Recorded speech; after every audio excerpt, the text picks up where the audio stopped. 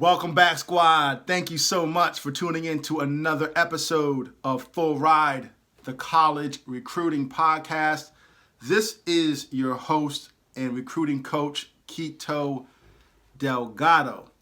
And we are powered by URECRUITU, where our mission is very simple. We want to empower our student athletes to go to the next level. And we believe that begins with college recruiting. So through our podcast, Full Ride, we bring to you a new episode each and every Thursday.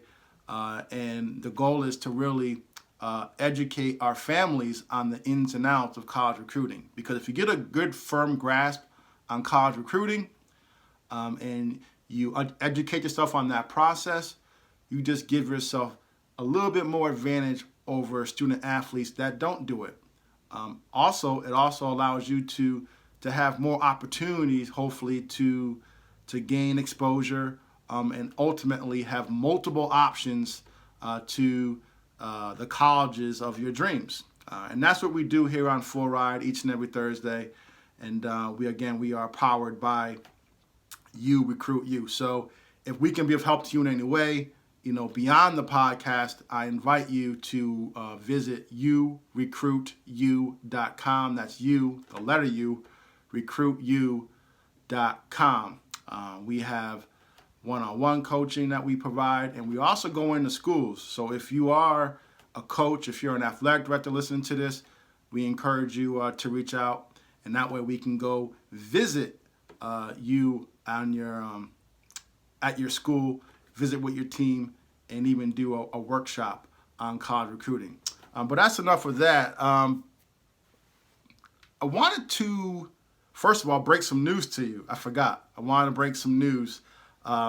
Maybe you've already seen this, but this is big news for our student athletes who are going to be graduating in 2021. All right, so this year is too late, but for next year, the graduating class of 2021, got some exciting news, particularly if you plan on taking the ACT.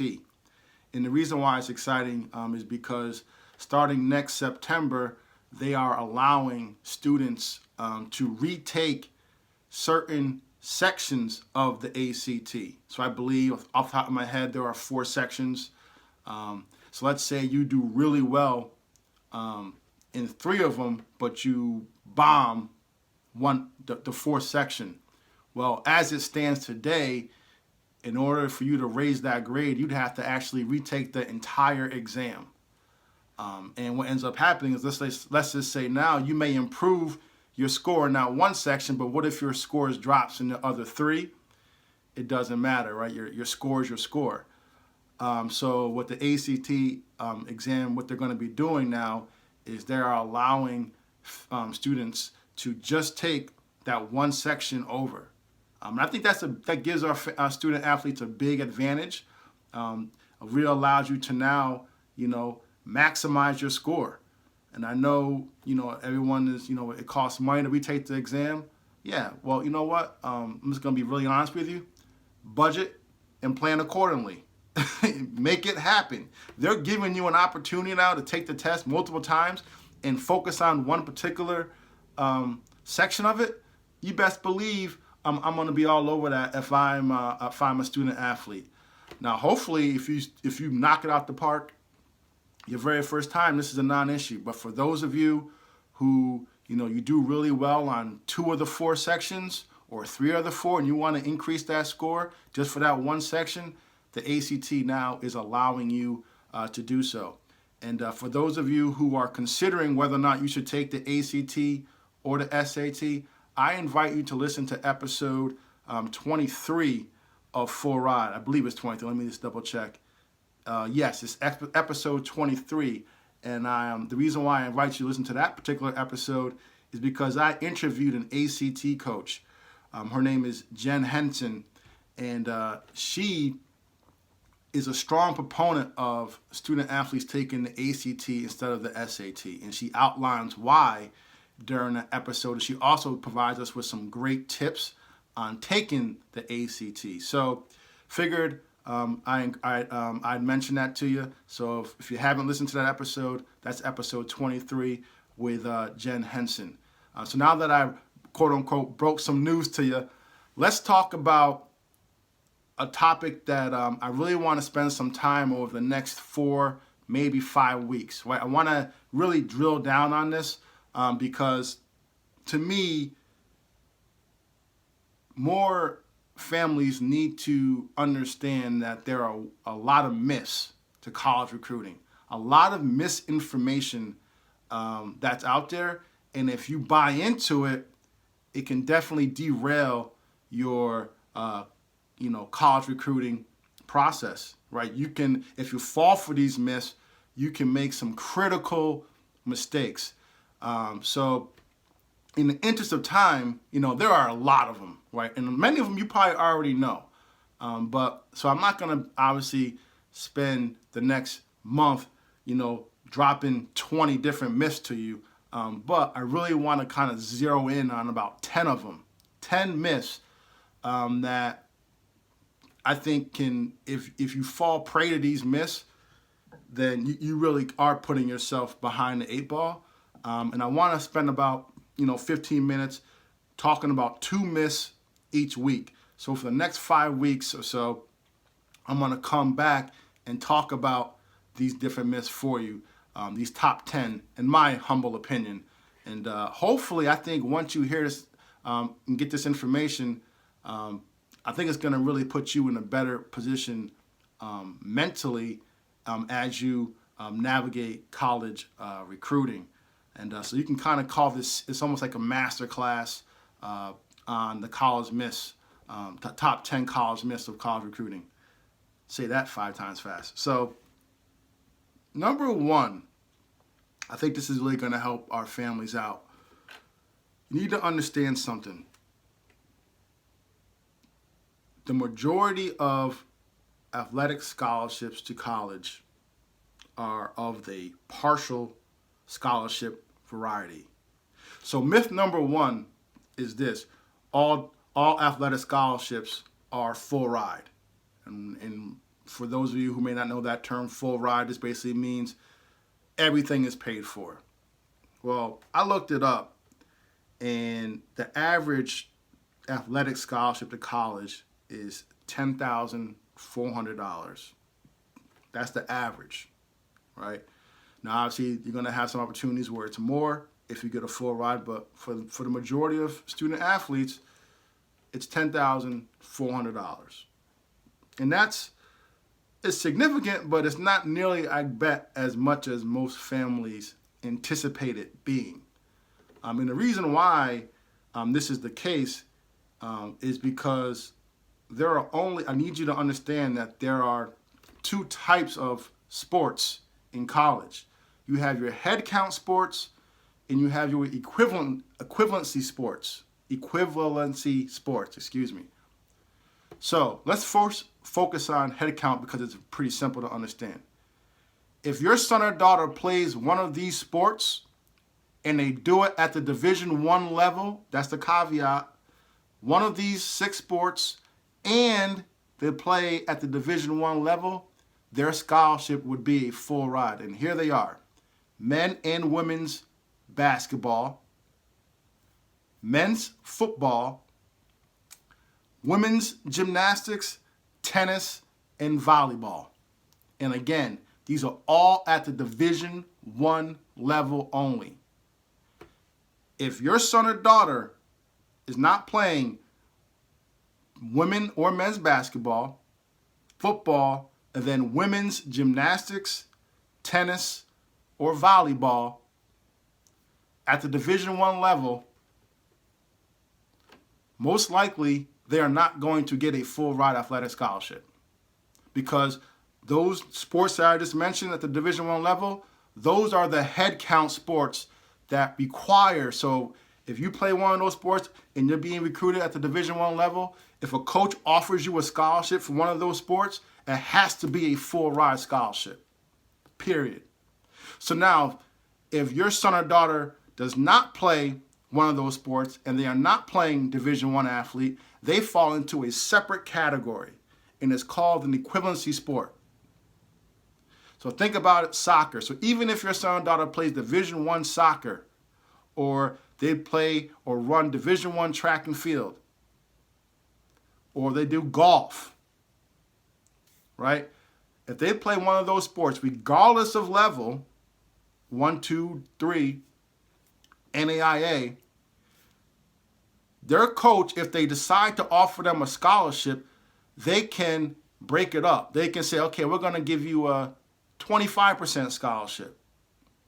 We're going to give you a 50% scholarship.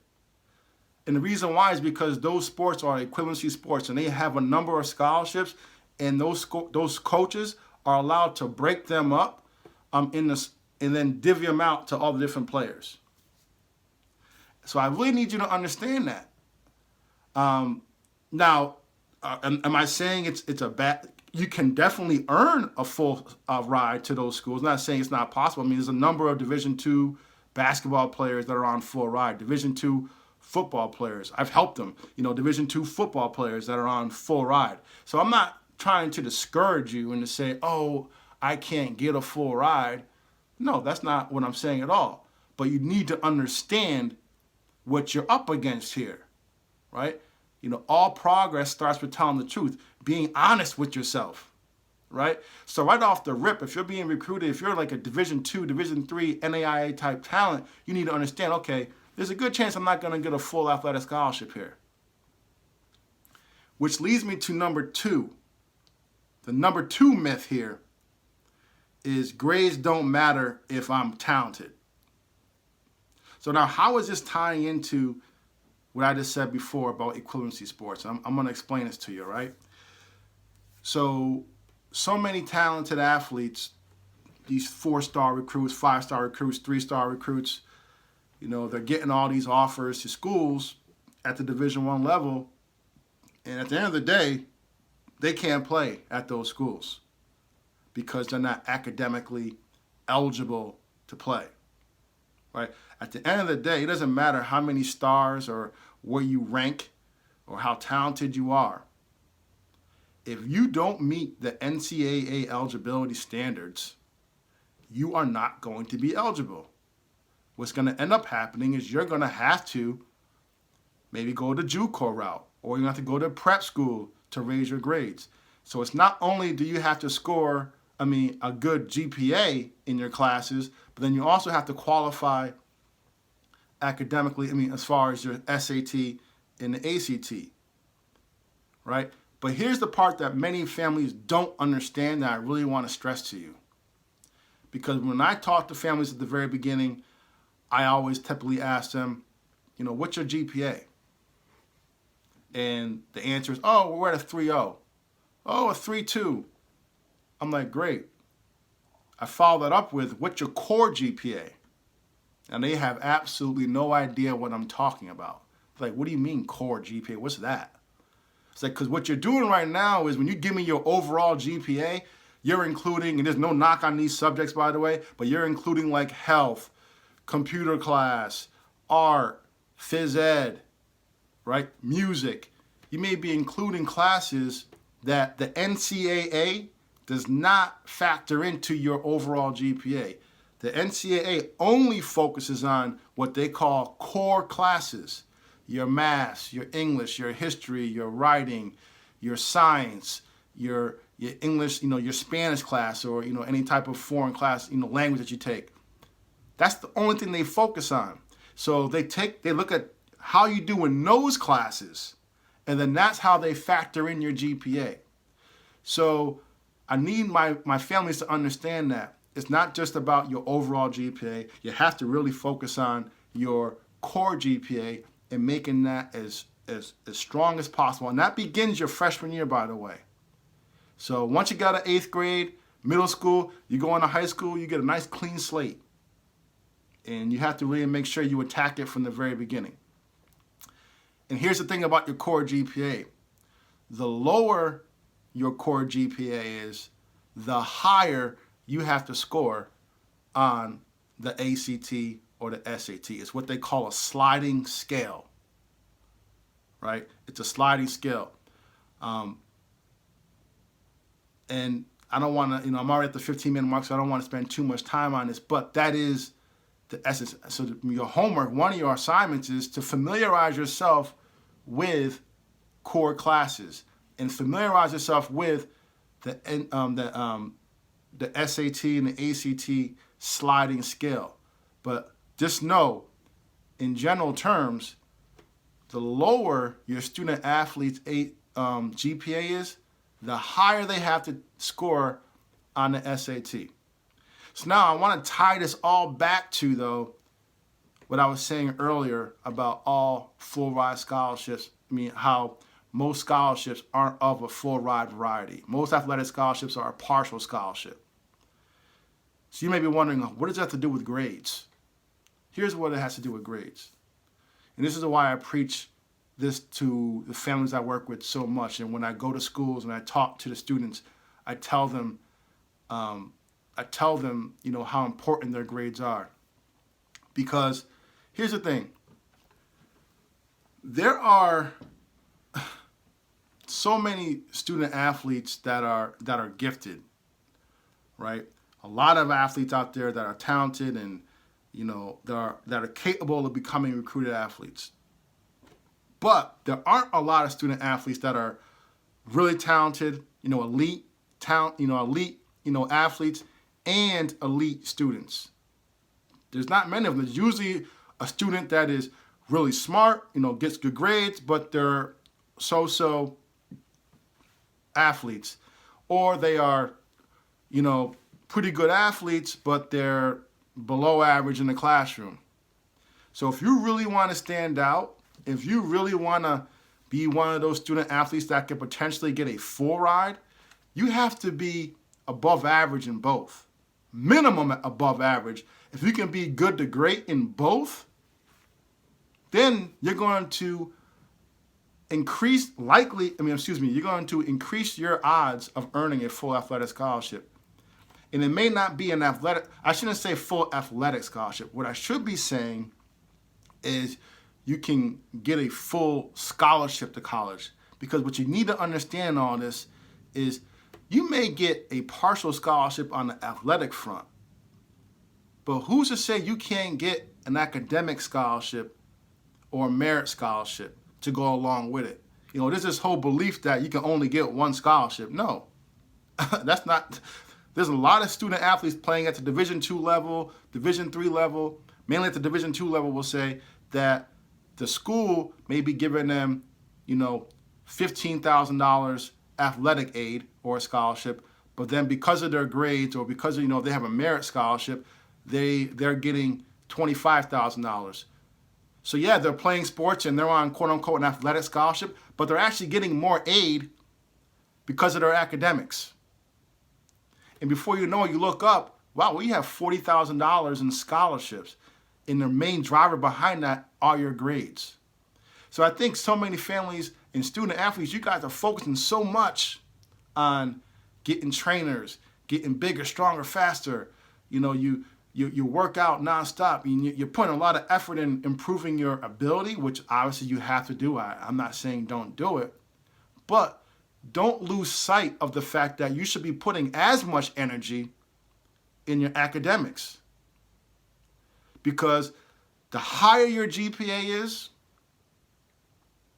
the higher you score in your SAT and your ACT, the more options you end up having. And here's my last point on this. I don't want my families to be focusing on the eligibility requirements for the NCAA, right? Because the NCAA could say is like, I don't know off the top of my head, and it varies, but it's like, minimum GPA of 2.5 and, a 980 on the SAT, right?